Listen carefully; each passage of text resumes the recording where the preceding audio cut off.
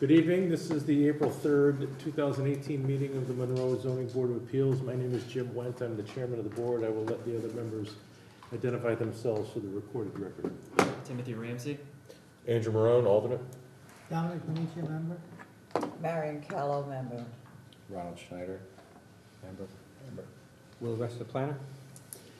Okay, there are 6 of us here. Mr. Marone sat at the last meeting, so Mr. Ramsey will sit this evening as the alternate. So I will ask our secretary to read the notice of public hearing. Zoning Board of Appeals, Monroe, Connecticut, notice of public hearing to be held on April 3rd, 2018.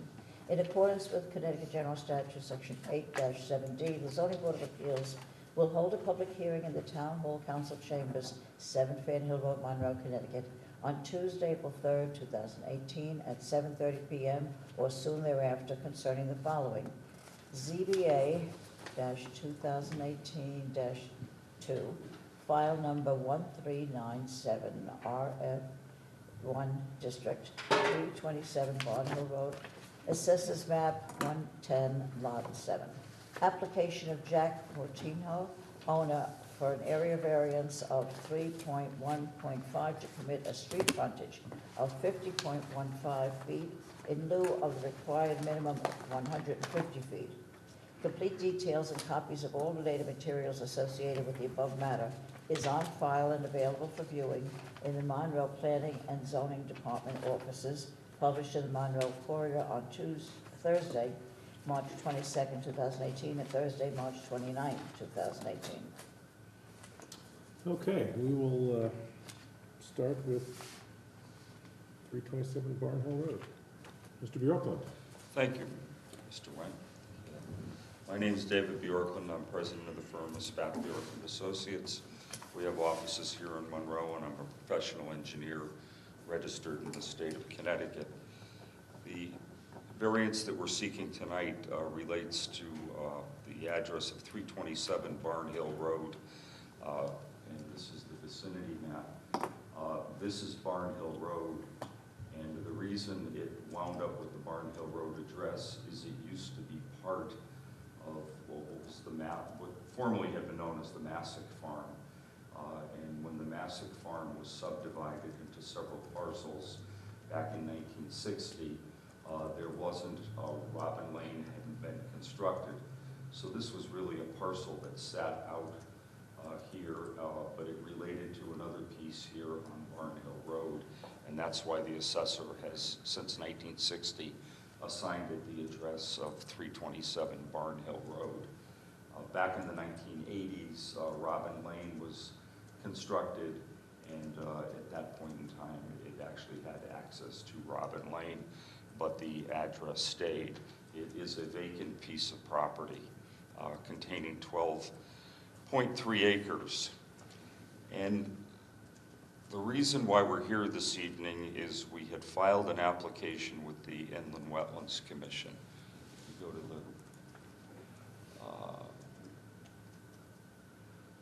the S1 layout.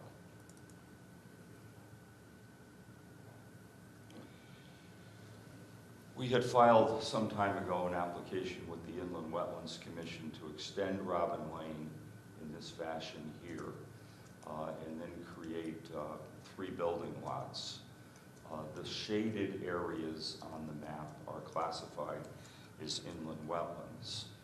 And if you look at the piece, it has 12.3 acres, but it has 4.4 acres of flagged inland wetlands. And then there's another 5.6 acres, which is in what we call the regulated upland buffer, which is this red line here, which is any land that is within 100 feet of the edge of the wetlands is regulated by the Wetlands Commission.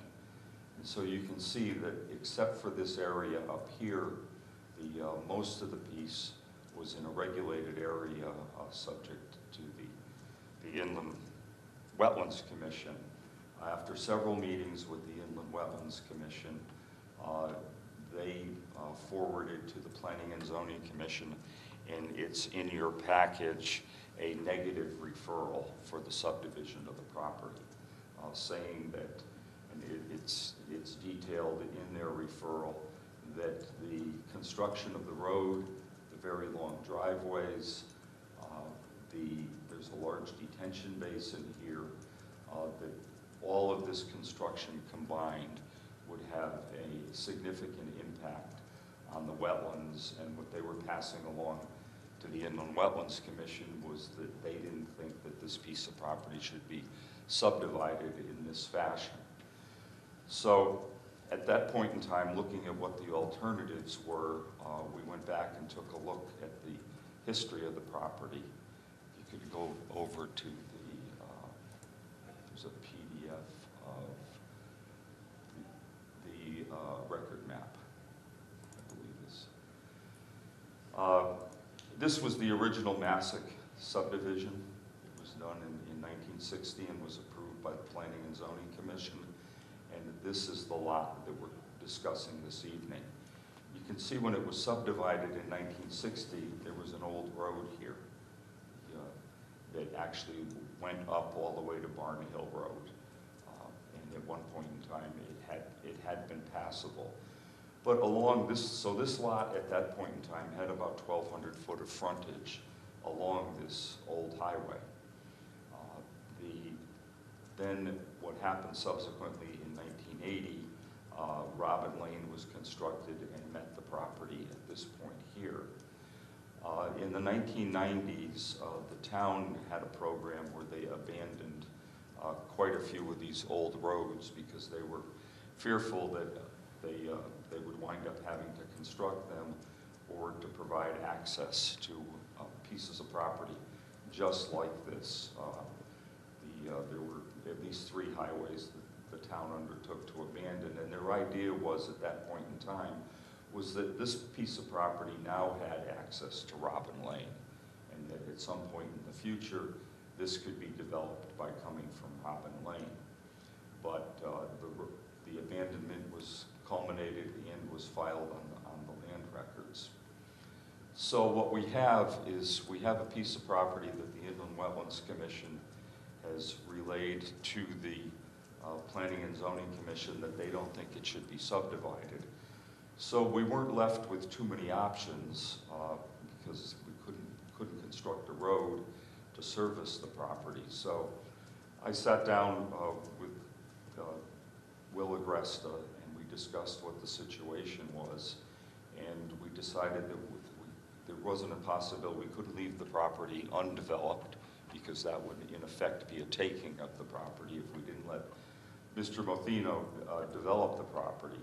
So what we thought was that if we sought a waiver from this commission from 150 feet to 50.15 feet and to access the property to get one building lot, that would be a viable alternative as a way to develop the property. So that's in the roundabout way, that's how we got here. We could go to the development plan. This map indicates, again, the property and the wetlands as located on the property, but the development plan would be to, this is the existing cul-de-sac on Robin Lane, would be to construct a driveway and here, a house location here. We have a septic system laid out here and a well location here that would all conform to the health code. So as far as public safety goes, the granting of this waiver wouldn't have any impact. This could be developed in compliance with the existing health codes. It could also be, as we denoted on the plan here, it could be developed in compliance with the existing zoning regulations. Front setback, side yards, and rear setback. So the only area where we wouldn't be compliant with the zoning regulations would be with regards to frontage. It does, this is a 1 acre zone, so all the lots here have 150 foot of frontage and at least 1 acre. So what, by the granting of this waiver, we'd be looking for the creation of a 12.3 acre lot, with only 50 foot of frontage. But in all other respects, it would conform to the zoning regulations. So we don't see that that has an adverse impact on the neighborhood. And this is unique because of the amount of wetlands that's on the property. Makes this a very challenging piece to develop. Other reasons for the granting of the waiver were outlined in Mr. Agresta's memorandum to the Zoning Board of Appeals on this page 2 under zoning variances. I'm not going to repeat them, but he outlines why the granting of this waiver is truly a hardship. So to outline the hardship again, at one point in time, this parcel had 1,200 foot of frontage, and it was approved as a parcel by the Planning and Zoning Commission. The map was signed and recorded in the land records. When the town abandoned the road, Mr. Mathino lost all of the frontage to the parcel except for the 50 feet. And so that is really all that he's left with. The properties to the east are all developed into 1 acre lots. To the west is Massac High School, and there's a floodplain and a river here, so access can't be granted from here. To the south is other property of Massac, and that is not developed. That's currently utilized as a nursery. I did have conversations with Mr. Massac's lawyer, who is Paul Sobel, who contacted me after we did the mail notices, and I'll submit this to the record. But what the letter says is, I represent Samuel and Barbara Massac, owners of the property abutting 327 Barnhill Road to the south. This is to let you know that the Massacs support Mr. Mattino's application for a zoning variance for road frontage to permit the construction of a single-family dwelling on 327 Barnhill Road property.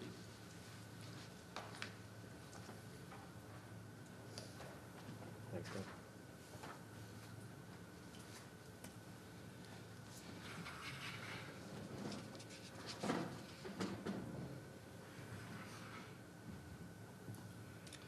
That concludes my presentation. I'll be glad to answer any questions. Thank you. Anybody have any questions of Mr. Bjorklund? Dave, Yeah. would it be possible for them to just extend Robin Lane's cul-de-sac into the property, and then you would have frontage? But then we get back into we create all the impacts. We've got, a road in close proximity to the wetlands. Well, you're crossing, the driveway's crossing the wetlands now, right? Right, but that's going to be something that's going to be about 16 feet wide versus something that if we built a road across there, we'd probably be impacting about 70 feet by the time we put Okay. the road and the fill. And the Wetlands Commission wouldn't like that. No, they made it clear. The other impact that would result as soon as we build the road is we'd have to come back down here and build a detention basin to take the increase in runoff that would be a result of that, of the Okay. cul-de-sac. This is really it's a very sensible way to develop the property and with very low impact. But it looks like Robin Lane ends not really on your property, it ends removed from your property. Well, what you see here, if we could go to the Shevlin plan, I think it might be clearer. Blow up that area.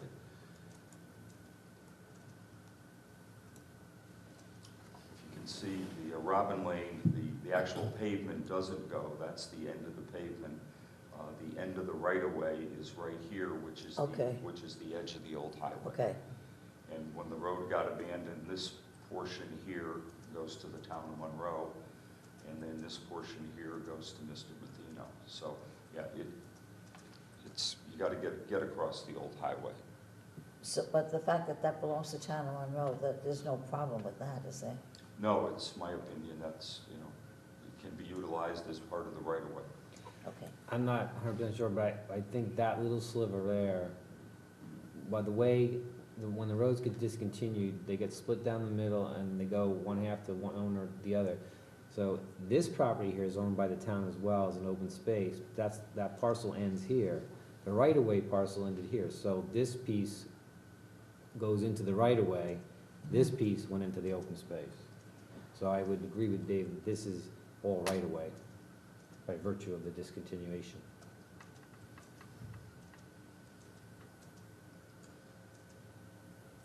Any other questions? No? Thank you. Thank you very much. Does anyone here wish to be heard on this matter? Seeing none, we will close the public hearing.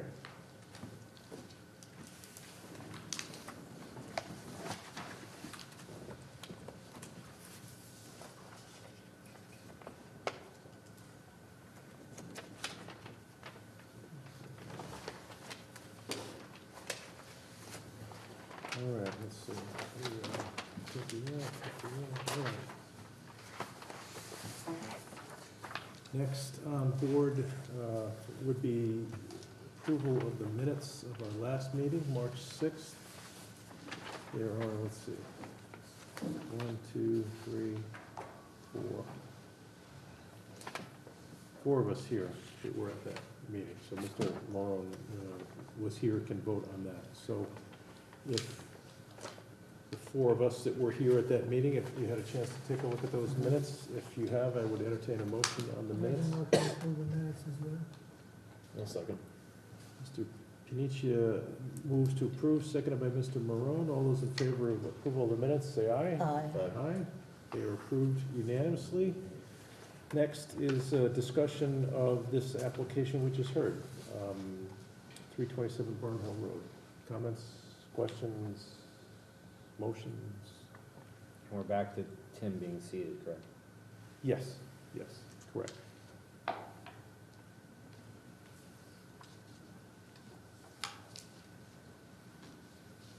It's a big piece of property for just one house. It sure right? is, it sure is. There's a lot of wetlands It's and, unusual, Huh? Yeah, all wetland. yeah. yeah, they took a stab at 3 lots and it's not gonna fly, and 1 seems to be, you know, a reasonable expectation for a property of that size, Mhm. in my view. I'm ready to make a motion. Fire away. I make a motion that to approve as presented. I can second that. Okay.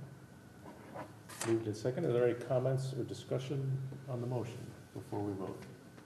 Do you have any other questions or issues on what we're talking about? It's a move to approve because of the unusual circumstance of the abandonment of the street certainly took away the frontage they used to have, in the wetlands on the property makes it difficult to extend the road, so. Everybody understand what agree. we're Yes. looking at here? All those in favor of the motion to approve, say aye. Aye. Aye. Those opposed? It is approved unanimously.